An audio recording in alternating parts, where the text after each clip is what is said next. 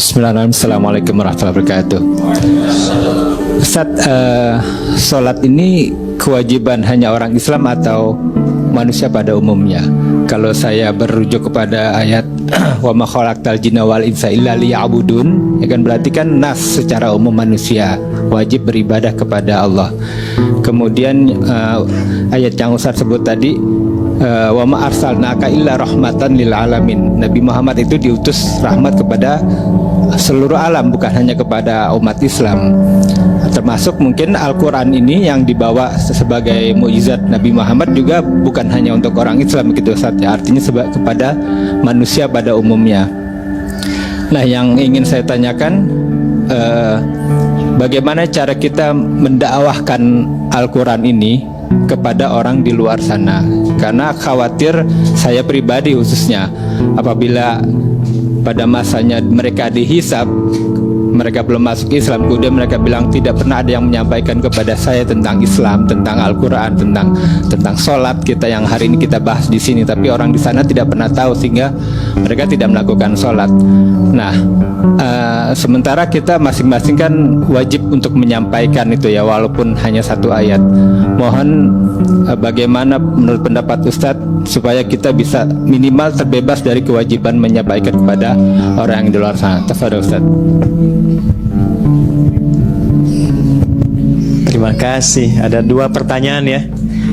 Pertama terkait dengan sholat, apakah kewajiban yang mengikat bagi umat Islam saja atau mengikat bagi seluruh makhluk. Tadi Anda berdalil dengan menggunakan Quran surah 51 Adz-Dzariyat ayat 56, tapi saya sedikit mengoreksi. Wa ma khalaqtu, bukan khalaqta. Wa ma khalaqtul jinna wal insa illa liya'budun. Dan tidaklah aku ciptakan jin dan manusia itu. Di situ alif lamnya berfungsi istighraq. Istighraq itu maksudnya mencakup semua tanpa kecuali. Jadi artikannya segala, semua. Padanannya begini, alhamdulillahi rabbil alamin. Artikan segala puji. Kalau sudah segala, semua, kita jangan ikut di situ. Oke? Misal, Masya Allah, anaknya kok pintar sekali gitu, juara terus di sekolah. Lalu orang tuanya berkata, alhamdulillah, itu semua dari Allah. Nah, itu sudah sampai situ. Jangan ditambahin, ya memang sih saya juga sebagai ibunya malam juga saya bimbing. Nah, itu mengurangi kadarnya. Oke? Itu al. Nah, balik. Wa ma khalaqtul jinna wal insa, pakai alif lam. Jadi sebetulnya komitmen menuhankan Allah, beribadah kepadanya, itu komitmen semua manusia. Ya. Saya ulangi, komitmen semua manusia. Karena itu perjanjian pertama sebelum terlahir ke muka bumi, saat diberikan roh ke dalam jasadnya, komitmennya itu menuhankan Allah. Itu yang di Quran surah 7 ayat ke 172. Qalu bala syahidna. Makanya komen Nabi dari ayat itu, kullu mauludin yuladu alal fitrah. Setiap yang terlahir itu punya fitrah. Fitrah yang dimaksud di situ, fitrah kecenderungan menuhankan Allah. Kecenderungan menuhankan Allah, bahasa singkatnya disebut dengan din. Kepasrahan ketundukannya disebut Islam. Konfirmasinya di Quran surah 30 ayat 30. Fa'aqim wajhaka lid-dini hanifa. Din fitratallahi allati fataran nasa 'alaiha, fitrah. Apa itu din? Quran surah 3 ayat 19. Innad dina 'indallahil Islam. Apa itu Islam? Hadis Muslim nomor hadis yang ke-8. Antashhada an la ilaha illallah. Balik lagi ke syahadat. Jadi semua manusia itu pasti punya fitrah spiritual, mencari Tuhan dia. Cari Tuhan. Karena ada kewajiban ibadah. Nah, bagi yang sudah menemukan Allah sebagai Tuhannya, maka ekspresi untuk ibadah itu dilakukan lewat apa? Sholat. Itu yang dimaksud Quran surah ke-20 ayat ke-14. Ya, innani anallahu la ilaha illa ana fa'budni. Gimana caranya? Wa aqimis sholata lidzikri. Jadi sholat itu gambaran dari ekspresi, ungkapan dari kebertuhanan kita kepada Allah. Ya. Makanya ketika orang Kristen misalnya, ya, orang Yahudi dan sebagainya, itu ketika mereka pun memahami dengan keyakinannya menyembah Tuhannya, gitu kan, atau yang dipertuhankan olehnya, itu ketika diterjemahkan ke bahasa Arab, sholat bahasanya. Bahasanya sholat. Ya, ketika diterjemahkan dalam bahasa Arab. Tapi kata Allah komennya apa? Liyuqarribu indana zulfa. Mereka mencari perantara supaya ingin menemukan aku. Maka disitulah tugas kita kemudian untuk menampakkan risalah keislaman supaya diketahui bahwa oh ini hidayah yang sesungguhnya. Nah, maka bagaimana caranya? Itu pertanyaan yang kedua. Dijawablah di Quran surat 16 ayat 125. Ud'u ila sabili rabbika bil hikmah wal mau'izatil hasanah wajadilhum billati hiya ahsan. Ternyata bukan ceramah. Kan? Bukan ceramah. Dan belum tentu mau ikut. Ya, orang non muslim belum tentu mau ikut ceramah saya. Zikir bersama ustaz ada hidayat. Apa? Belum tentu non muslim mau ikut untuk pengajian. Tapi mereka akan mau menyimak, ya kan? Dan mereka mau kemudian punya keinginan untuk mendekat ketika yang pertama itu hadir. Apa itu? Hikmah. Apa itu hikmah yang dimaksudkan dalam Al-Quran? Quran surah ke-2 Al-Baqarah ayat 151. Kama arsalna fikum rasulan minkum yatslu alaikum ayatina wa yuzakkikum wa yu'allimukumul kitaba wal hikmah.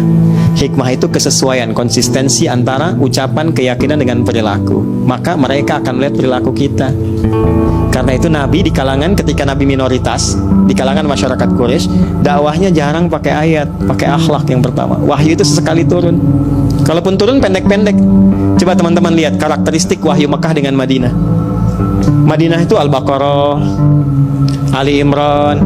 Mekah itu Al-Ikhlas, Al-Falaq, An-Nas, pendek-pendek. Yang panjang apa? Implementasinya, senyum, toleransinya, lembutnya, kebenarannya, argumentasi positifnya. Nabi sedang ruku, kayak tadi ruku tuh. Mas Dude masih alhamdulillah tuh. Ya, nanti sampaikan ya ke Mas Dude itu. Saya masih naruh gelas. Nabi itu ditaruh kotoran di atas pundaknya itu. Di punggungnya ditaruh kotoran. Tapi saya belum pernah baca satupun kisah dari sejarah Nabi itu sampai marah misalnya. Tidak. Karena Nabi meresponnya proporsional. Dia naruh itu bukan karena dendam dan benci Nabi, bukan. Karena tidak tahu tentang sholatnya Nabi. Nah, orang yang belum tahu itu bukan dimarahi, tapi diberitahu. Gitu. Jadi orang yang belum tahu itu diberitahu, bukan dimarahi. Saya suka mengingatkan teman-teman yang marah karena orang mencela saya. Saya bilang nggak usah dicela. Karena mencela yang sudah tercela itu buang-buang waktu. Dan yang mencela pun belum tentu marah dengan saya karena belum tahu aja. Kan jadi unik, saya hanya nggak marah, kenapa teman-teman mesti marah? Ya kan? Nah, jadi hikmah itu artinya menampilkan akhlaknya. Karena bicara itu belum tentu didengar, tapi kalau kita jujur, kita lembut, proporsional, menempatkan sesuatu pada tempatnya.